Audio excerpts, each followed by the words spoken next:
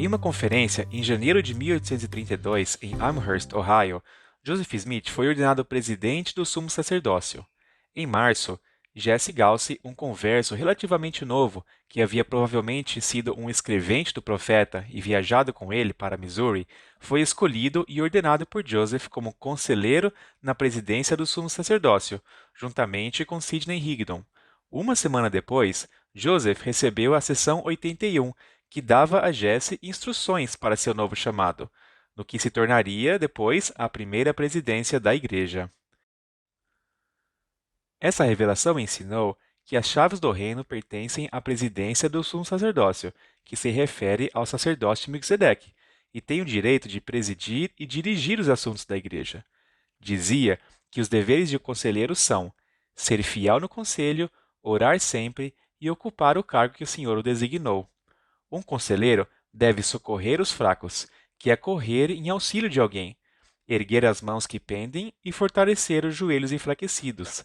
A palavra enfraquecidos significa fraco ou frágil, mas também pode ser referida a dar coragem ou força para aqueles que estão com medo.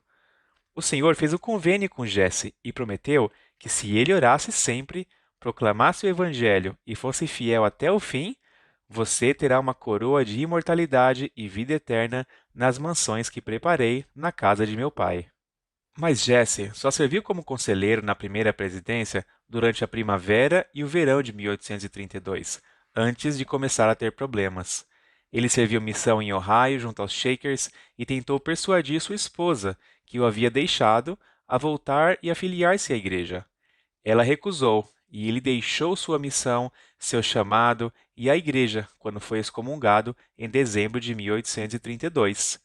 Em um dos primeiros manuscritos da seção 81, seu nome foi riscado e substituído por Frederick G. Williams, que foi chamado como conselheiro um mês depois. Ele havia servido como missionário com Oliver Cowdery para os Lamanitas no Missouri e como secretário e escrevente de Joseph. Quando a seção 81 foi publicada pela primeira vez na edição de Doutrina e Convênios de 1835, o nome de Frederick foi incluído, em vez do de Jesse, e desde então tem aparecido em todas as edições. Joseph e outros líderes da igreja consideraram essa revelação uma direção para qualquer pessoa que ocupasse o cargo de conselheiro na primeira presidência, e não para uma pessoa específica.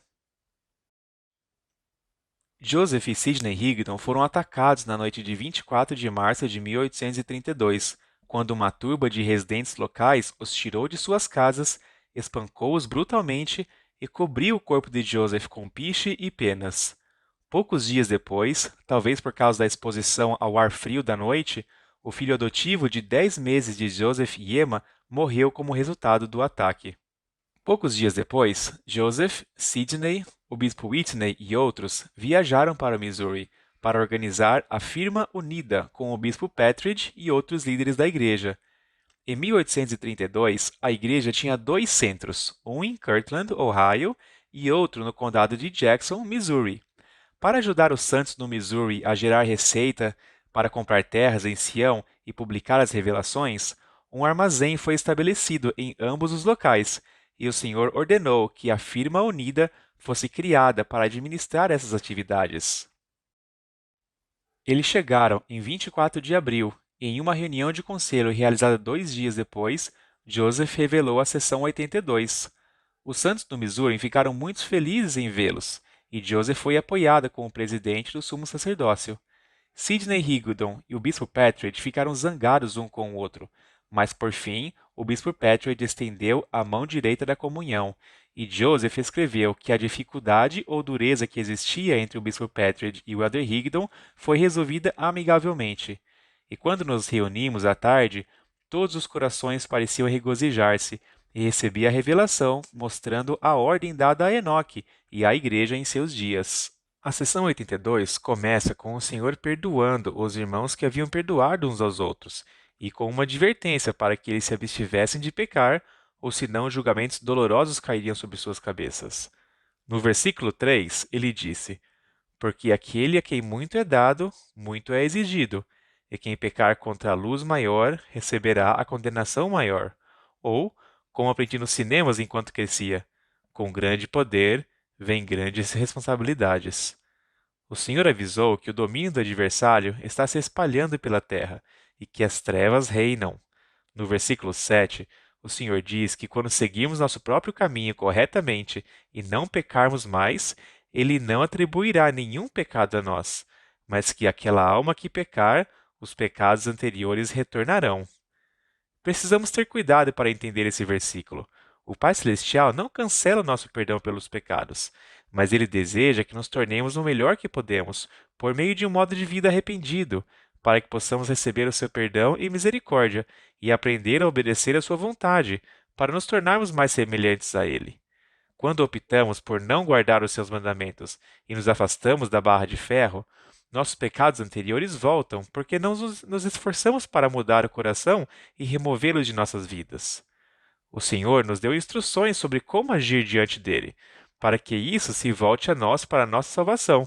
E disse no versículo 10: Eu, o Senhor, estou obrigado quando fazeis o que eu digo, mas quando não fazeis o que eu digo, não tendes promessa alguma. O Senhor organizou os líderes de sua igreja na firma unida através de convênios para administrar os assuntos dos pobres e todas as coisas pertinentes ao bispado, tanto na terra de Sião quanto na terra de Kirtland. Ele ordenou aos santos que se unissem por convênio com ele, para terem direitos iguais sobre as propriedades para o benefício de administrar suas mordomias. Cada homem de acordo com seus desejos e necessidades, desde que seus desejos sejam justos. Isso foi para o benefício da Igreja do Deus vivo, para que todo homem possa aprimorar seu talento e ganhar outros talentos, mesmo 100 vezes, para serem lançados no armazém do Senhor e se tornarem propriedade comum de toda a Igreja. Todo homem buscando o interesse do seu próximo e fazendo todas as coisas com os olhos fitos na glória de Deus. O Senhor avisou que aqueles que pecam e endurecem o coração contra essa aliança serão tratados de acordo com as leis de sua igreja e entregues às bofetadas de Satanás. Os membros da firma unida foram diligentes e compraram propriedades em Ohio e Missouri. Operaram 2 lojas em Missouri, publicaram as revelações, 2 jornais e um inário. Alguns membros da firma unida quebraram o convênio que fizeram com o Senhor, e ela foi dissolvida depois de 2 anos, em abril de 1834. Ele os lembrou sobre as punições que profetizou que aconteceriam aos violadores do convênio, e disse: Eu, o Senhor, não devo ser ridicularizado nessas coisas. Embora alguns santos possam ter acreditado que esses acontecimentos acabaram com a lei da consagração, a escolha de não vivê-la não acaba com essa lei divina. Enquanto Joseph estava aconselhando os líderes da igreja no Missouri na primavera de 1832, ele visitou os santos, que eram em sua maioria de Colesville, Nova York, e que com grande sacrifício tinham viajado para o Missouri e se estabelecido perto de Independence.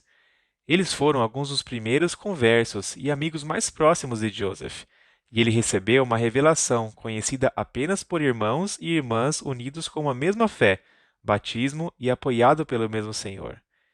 Entre esses santos estavam pelo menos 2 viúvas, Phoebe Crosby Peck, que tinha 4 filhos, e Anna Slade Rogers, que tinha uma filha. Ambas perderam o marido em 1829, antes que a lei da consagração fosse dada, e agora estavam tentando viver a lei da melhor maneira possível. Ambas eram amigas de Joseph, o que pode tê-lo levado a perguntar ao Senhor como a lei da consagração se aplicava a viúvas e aos órfãos. A lei dizia que os santos deveriam consagrar o seu excedente ao armazém que era mantido pelo bispo, para que todo homem que tiver necessidade seja amplamente suprido e receba de acordo com suas necessidades. O que não estava claro era como mulheres e crianças também poderiam ser supridas. E o profeta recebeu a seção 83, que era um acréscimo às leis já fornecidas. Essa revelação ensinou as leis da igreja, a lei da consagração e como ela deve ser administrada às mulheres que perderam seus maridos e aos filhos que perderam seus pais. A revelação ensinou que o armazém era para essas viúvas, órfãos e crianças cujos pais não podiam sustentá-las.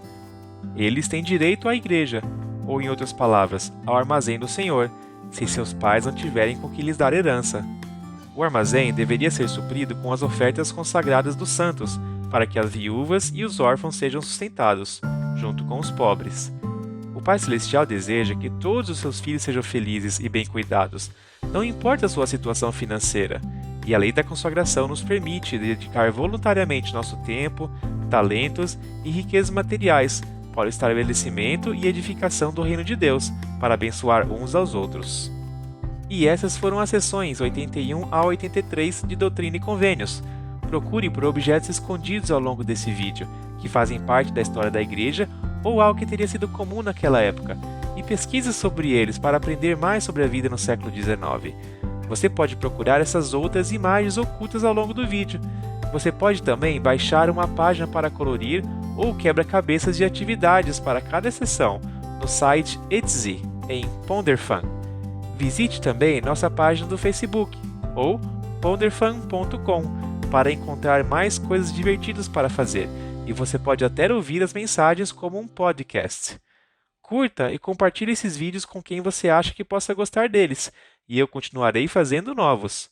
Obrigado novamente por assistir e encontre algum tempo essa semana para ponderar.